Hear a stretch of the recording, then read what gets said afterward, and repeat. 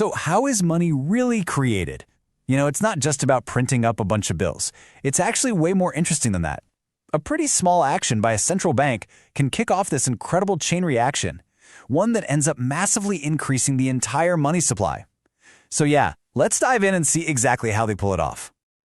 All right, so here's the big question, the puzzle we're going to solve together.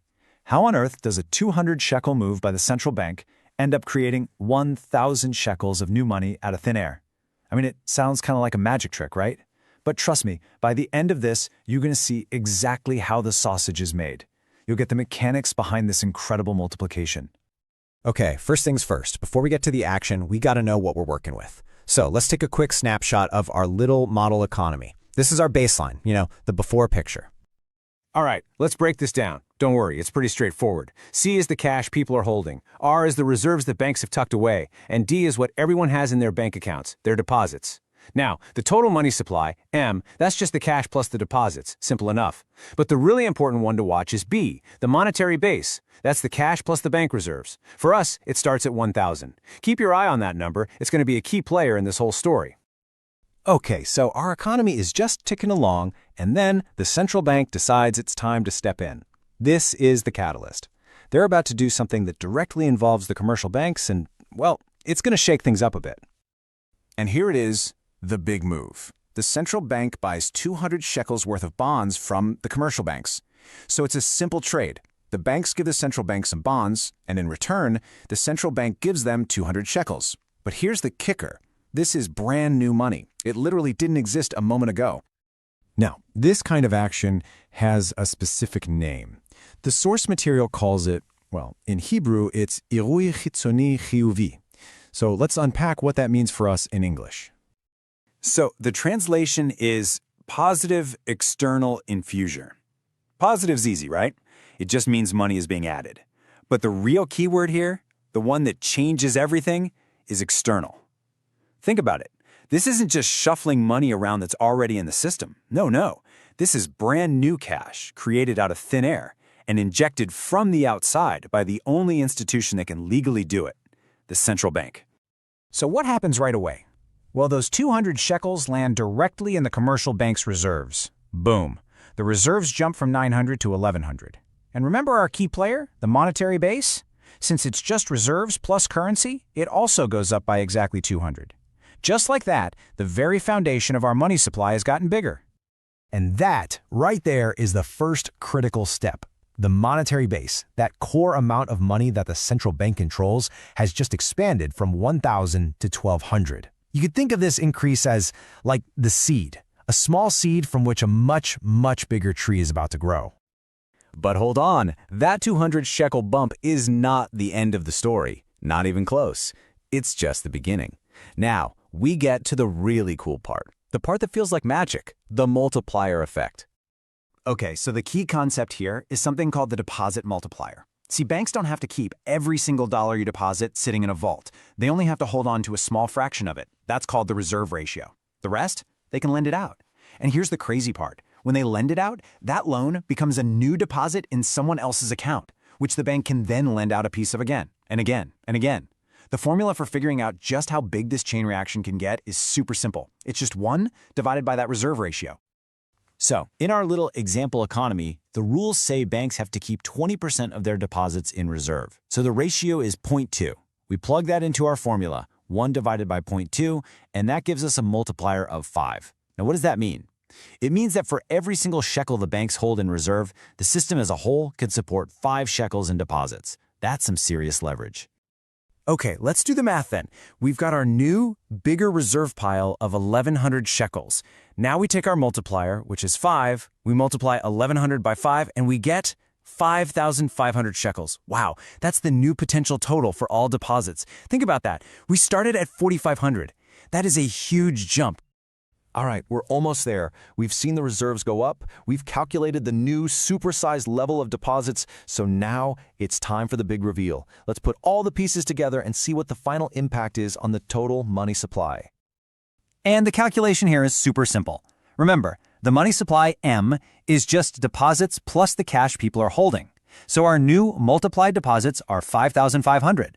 The cash in people's pockets, that didn't change, it's still 100. You add them together, and you get a brand new total money supply of 5,600 shekels.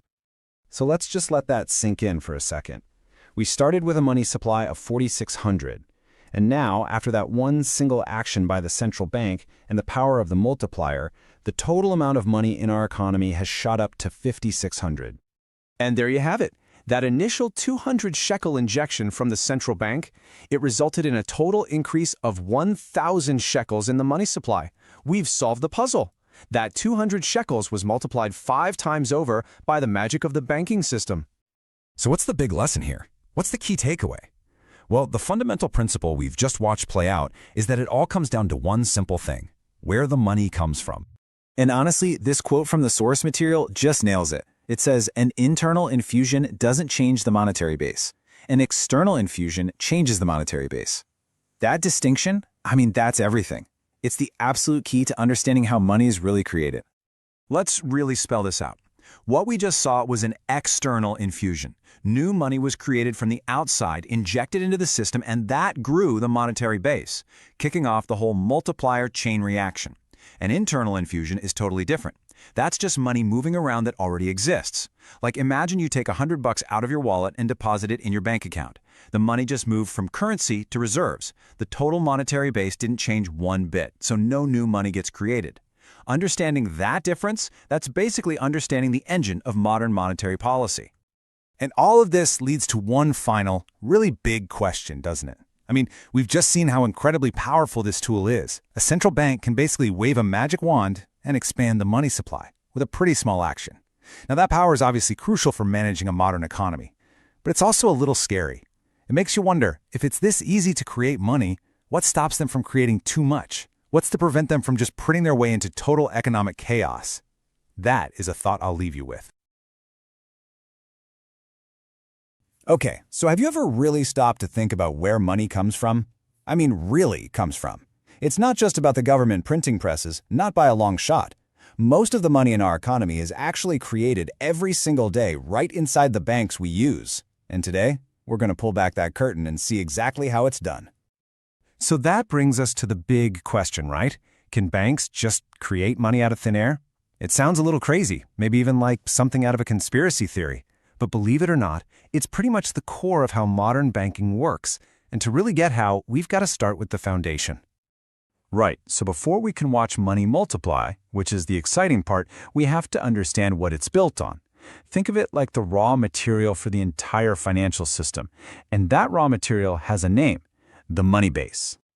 So what exactly is the money base? Well, you can think of it as the total, fundamental amount of money that a central bank has put out there. It's really just two things: the physical cash you might have in your pocket, plus the reserves that regular banks, commercial banks, hold at the central bank. It is the absolute bedrock of everything else we're about to talk about. Let's actually put some numbers on this to make it real. Let's just imagine that our entire economy's money base is a nice round 1,000. Now, of that 1,000, let's say 400 of it is physical cash floating around in public, and the other 600 is what the banks are holding as reserves. Got it? 400 and 600. Keep those numbers in your head, because that's our starting point. Okay, so we've got our money base of $1,000 all set up. Now, let's take a quick snapshot of the economy before anything changes. But to do that, we need to introduce one more super important rule that all the banks have to follow. And that rule is called the reserve ratio. This is a big one. It's basically a regulation that the central bank sets, and it tells all the other banks what fraction, what percentage of their customer deposits they absolutely must keep on hand. They have to hold it in reserve. They're not allowed to lend this part out. It's a really critical lever of control for the whole system. So for our starting scenario, our little economy here, let's just say the central bank has set this ratio at 25%. What does that actually mean? Well, it means for every $100 that you or I deposit, the bank has to hold on to 25 of those dollars. The other 75, they're free to lend that out. Okay, so here's what the bank's books look like at this point. We already know their reserves are 600, right? And because the rules say this 600 has to be 25% of all their deposits, we can actually work backward. It tells us that the total deposits must be 2,400. And if that's the case, it means the rest, the other 1,800, has been loaned out. See how that works? Assets and liabilities. Everything is perfectly balanced. This is our stable before picture. Now, this is where we have to make a really, really important distinction. The money supply is not the same thing as the money base. The money supply is bigger. It's all that cash held by the public, plus all those checking account deposits sitting in the banking system. It's basically the money that's ready and available for all of us to spend. So now we can finally figure out the total money supply in our little economy. We just take that $400 in cash that's out there in people's hands, and we add the $2,400 in bank deposits we just calculated. And that gives us a starting money supply of $2,800. This is our baseline. Remember that number. All right, now for the action. Our nice, stable economy is about to get a pretty big jolt. The central bank decides it's time to make one single policy change. Just one little move that's going to trigger a powerful chain reaction through the entire financial system. And what's their big move? It's actually pretty simple. They're going to lower the reserve ratio. The central bank just decides that banks don't need to hold as much cash anymore for every dollar that gets deposited. And this one little administrative change, well, it's about to unleash a huge wave of new money. Let's just see how big of a change this is. The ratio drops from 25% all the way down to just 10%. Think about that. Now banks only have to hold on to $10 for every 100 deposited. That frees up a ton more money to be lent out into the economy. Okay, now listen closely because this is the most important and maybe the most counterintuitive part of this whole thing. Even though the rules just changed, the actual money base, that bedrock we talked about, has not changed, not one bit. There is still only $400 in cash out there and still only $600 in bank reserves. That amount is fixed. If you get this one point, the rest all clicks into place. Okay, so with that key rule in our minds, that the money base is constant, we can now just sit back and watch the dominoes fall. Let's trace exactly how this one simple rule change causes the bank's balance sheets to just expand like crazy. And you know what? The math here is actually surprisingly simple. We start with our bank reserves, which we know haven't changed. They're still $600. But now that $600 only represents 10% of total deposits. So what do? We divide that $600 by the new ratio, 0.1, and boom. Suddenly the total deposits supported by those exact same reserves just ballooned to $6,000. And here it is, the brand new balance sheet.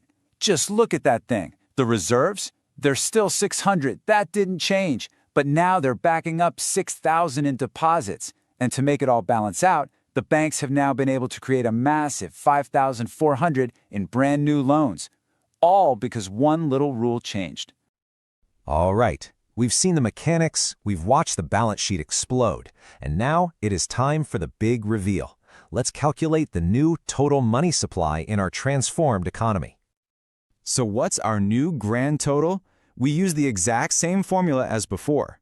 We take the new deposit amount, which is $6,000, and we add that $400 in cash that's been there the whole time. The new money supply is $6,400.